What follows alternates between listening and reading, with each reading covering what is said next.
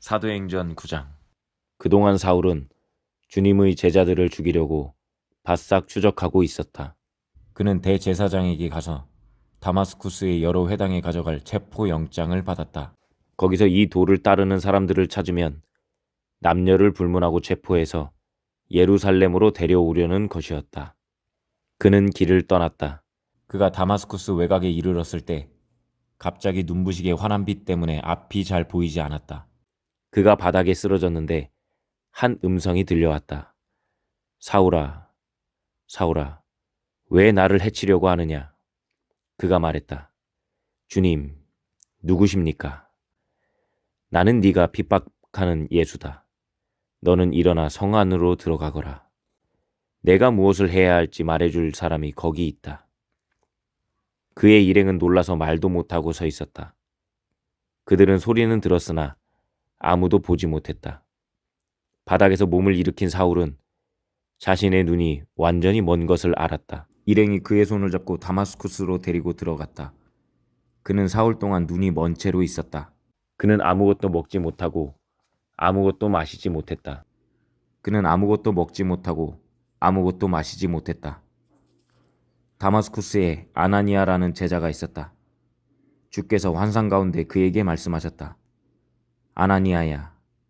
예, 주님. 그가 대답했다. 일어나서 고든 길로 가거라. 유다의 집에서 다소 출신 사람 사울을 찾아라. 그가 거기서 기도하고 있다. 그가 방금 아나니아라는 사람이 집에 들어와서 자기에게 안수하여 다시 보게 하는 꿈을 꾸었다. 아나니아가 항의했다. 주님, 진심이 아니시겠지요. 모두가 이 사람과 이 사람이 여태까지 행한 끔찍한 일들과 예루살렘에 있는 주님의 백성에게 저지른 만행에 대해 말하고 있습니다. 이제 그는 우리에게도 똑같이 할 수 있는 권한이 적힌 문서를 대제사장한테 받아서 여기 나타난 것입니다. 그러자 주님이 말씀하셨다. 이유를 묻지 말고 가거라. 내가 그를 이방인과 왕과 유대인들 앞에 세울 나의 대리인으로 뽑았다. 이제 나는 장차 그가 당할 일, 곧 이 일에 따르는 혹독한 고난을 그에게 보여줄 것이다. 아나니아가 그 집을 찾아가서 눈이 먼 사울에게 안수하고 말했다. 사울 형제여, 당신이 여기 오는 길에 배웠던 주님이신 예수께서 당신이 다시 보고 성령으로 충만해지도록 나를 보내셨습니다. 그의 입에서 말이 떨어지자마자 사울의 눈에서 비늘 같은 것이 떨어졌다. 사울은 다시 보게 되었다. 사울은 일어나 세례를 받고 그들과 함께 앉아 음식을 먹고 힘을 얻었다. 사울은 다마스쿠스에 있는 형제들과 며칠을 보내며 친해졌다. 그 후 사울은 한시도 허비하지 않고 곧바로 일을 시작했다. 사울은 여러 회당에서 예수가 하나님의 아들이심을 전했다. 사람들은 예기치 못한 그의 말에 놀라서 그를 믿어야 할지 분간이 서지 않아 이렇게 되뇌었다. 이 사람은 예루살렘에서 믿는 이들을 파멸시키던 자가 아닌가? 그가 여기에 온 것도 똑같은 일을 하려고 온 것이 아닌가? 우리를 체포하고 예루살렘 감옥으로 끌고 가서 대제사장의 판결을 받게 하려는 것일 텐데. 그러나 그들의 의심에도 불구하고 사울은 한순간도 주춤하지 않았다. 오히려 그는 더욱 힘을 얻어 반대 세력을 정면 돌파해갔다. 그는 다마스쿠스의 유대인들의 의심을 누그러뜨리면서 예수가 메시아이심을 그들에게 힘써 증명했다. 긴 시간이 흐른 후에 몇몇 유대인들이 그를 죽이기로 모의했으나 그 말이 사울의 귀에 들어갔다. 유대인들은 그를 죽이려고 불철주야 성문을 감시하고 있었다. 그러던 어느 날 밤에 제자들이 그를 광주리에 담아 벽으로 달아내려 탈출시켰다. 사울은 예루살렘으로 돌아와 제자들의 무리에 들으려고 했으나 모두가 그를 두려워했다. 그들은 사울을 조금도 믿지 않았다. 그때 바나바가 그를 감싸주었다. 바나바는 사도들에게 사울을 소개하며 그를 옹호했다.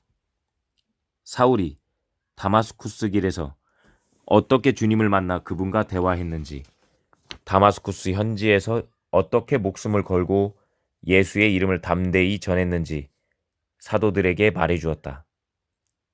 그 후로 사울은 그들 가운데 하나로 받들여져 아무 의욕도 사지 않고 예루살렘에 드나들며 제약 없이 주님의 이름으로 전했다.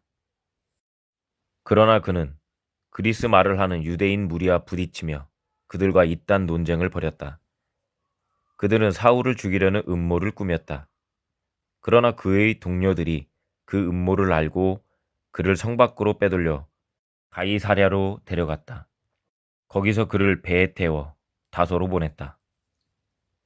그 후에 사태가 진정되고 교회는 한동안 순항했다.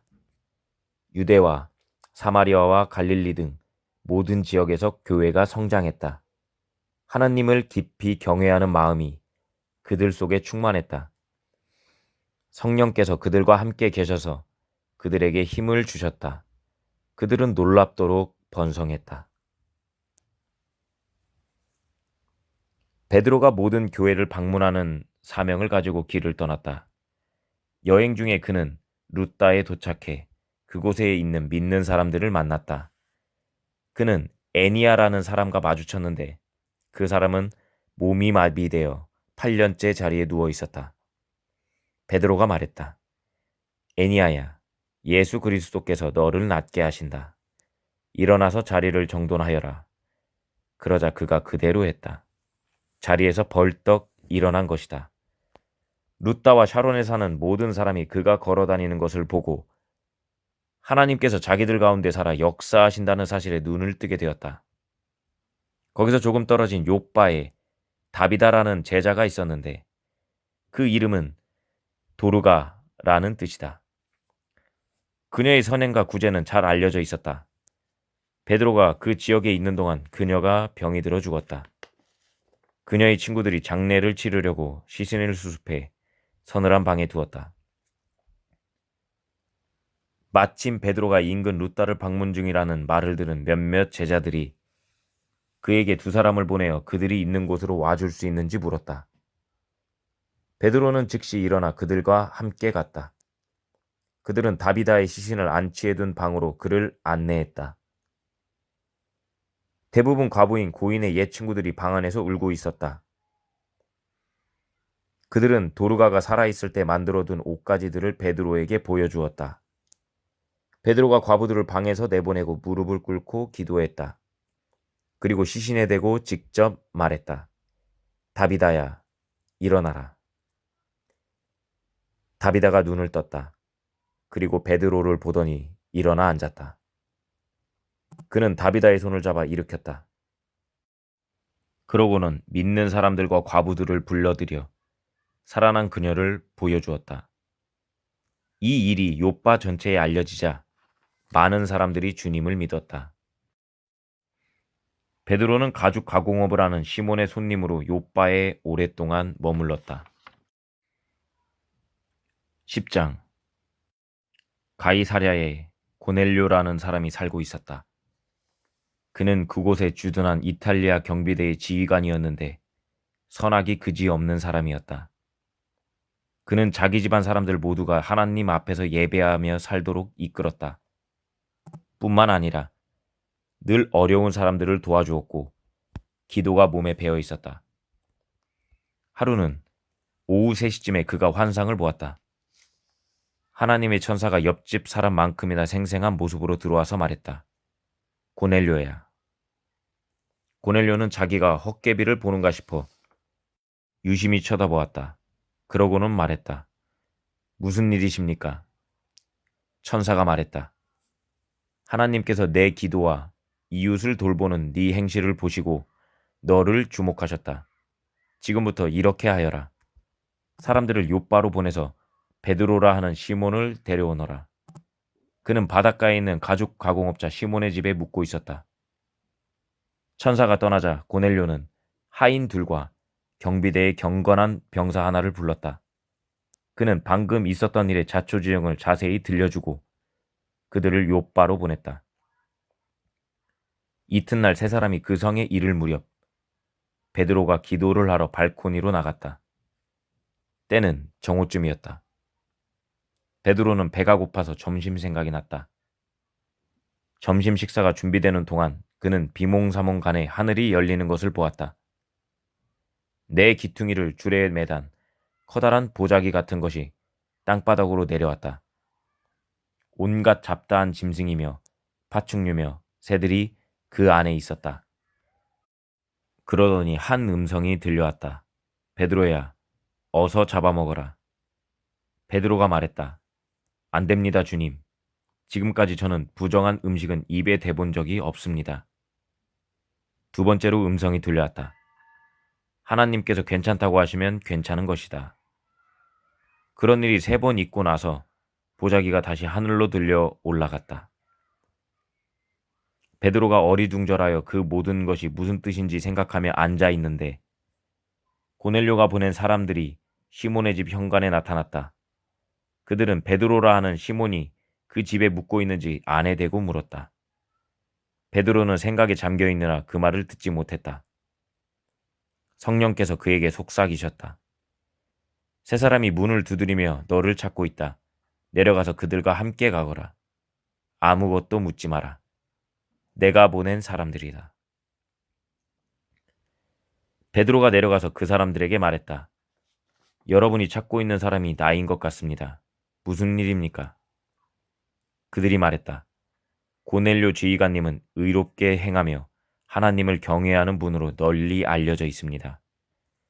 이 부근에 사는 유대인들 아무한테나 물어보시면 압니다. 그런데 거룩한 천사가 그분께 명하기를 당신을 찾아서 집으로 모셔다가 당신의 말을 들으라고 했습니다.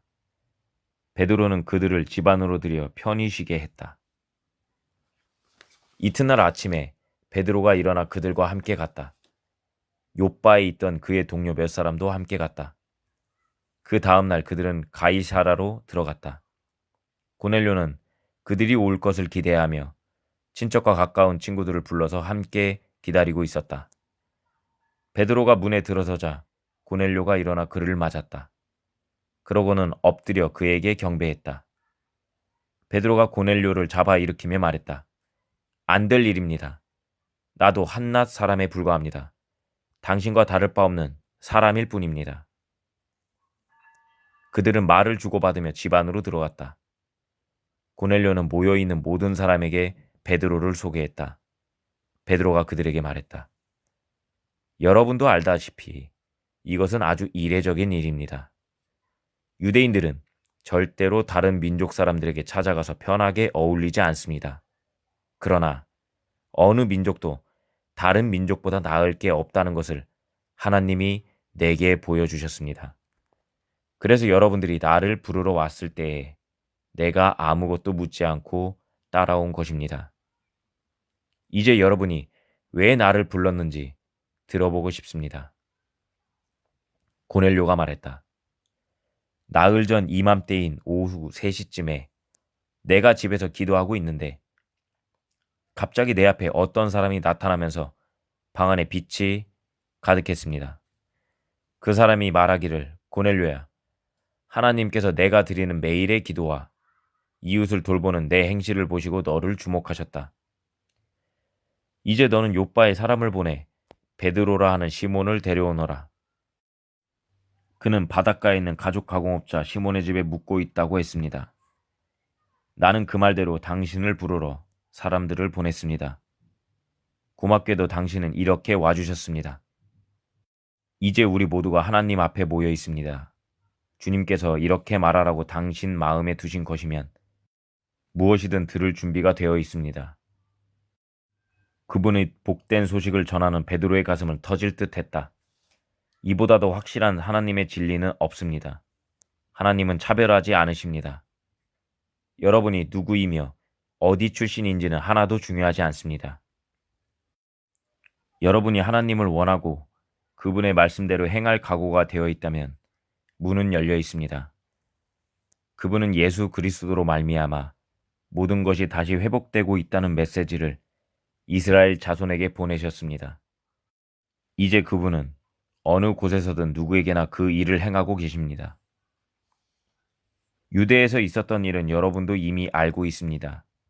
그 일은 세례자 요한이 전적인 삶의 변화를 전한 뒤에 갈릴리에서 시작되었습니다. 그때 예수께서 나사렛에 오셔서 하나님께 성령으로 기름 부음을 받으셨습니다. 이로써 활동하실 준비가 되신 것입니다. 그분은 온 나라를 다니시며 사람들을 도우시고 마귀에게 짓눌린 모든 사람들을 고쳐주셨습니다. 예수께서 이 모든 일을 하실 수 있었던 것은 하나님께서 함께 하셨기 때문입니다. 우리는 그 일을 보았습니다. 유대인의 땅과 예루살렘에서 그분이 행하신 모든 일을 보았습니다. 예루살렘에서 사람들이 그분을 십자가에 매달아 죽였습니다. 그러나 하나님께서 사흘째 되는 날에 그분을 일으켜 다시 살리시고 나타내 보이셨습니다. 모든 사람이 그분을 본 것은 아닙니다. 그분이 공개적으로 누구에게 드러나신 것은 아닙니다. 하나님께서 미리 신중하게 증인들을 택하셨습니다. 우리가 바로 그 증인들입니다. 그분이 죽은 자들 가운데서 살아나신 뒤에 그분과 함께 먹고 마신 사람들이 바로 우리입니다. 그분은 이 일을 공개적으로 알리는 일을 우리에게 맡기셨습니다. 하나님께서 산자와 죽은 자의 심판자로 정하신 이가 바로 예수님이심을 엄습히 증거하는 일을 우리에게 맡기신 것입니다. 그러나 이 일에 우리만 참여한 것은 아닙니다. 그분을 통해 죄를 용서받는다는 우리의 증언은 모든 예언자의 증언이 뒷받침합니다. 베드로의 입에서 이 말이 떨어지자마자 듣고 있던 사람들에게 성령이 임하셨다. 베드로와 함께 온 믿는 유대인들은 믿기지 않았다. 유대인이 아닌 이방인들에게 성령의 선물이 부어지는 것이 도무지 믿기지 않았던 것이다. 그러나 분명한 사실이었다. 그들은 이방인들이 방언으로 말하고 하나님을 찬양하는 소리를 들었다. 그러자 베드로가 말했다. 이 벗들에게 물로 세례를 주는데 이의가 있습니까? 이들도 우리와 똑같은 성령을 받았습니다. 아무런 이의가 없자 그는 그들에게 명하여 예수 그리스도의 이름으로 세례를 받게 했다. 그들은 베드로에게 며칠 더 묵어가기를 청했다. 아멘.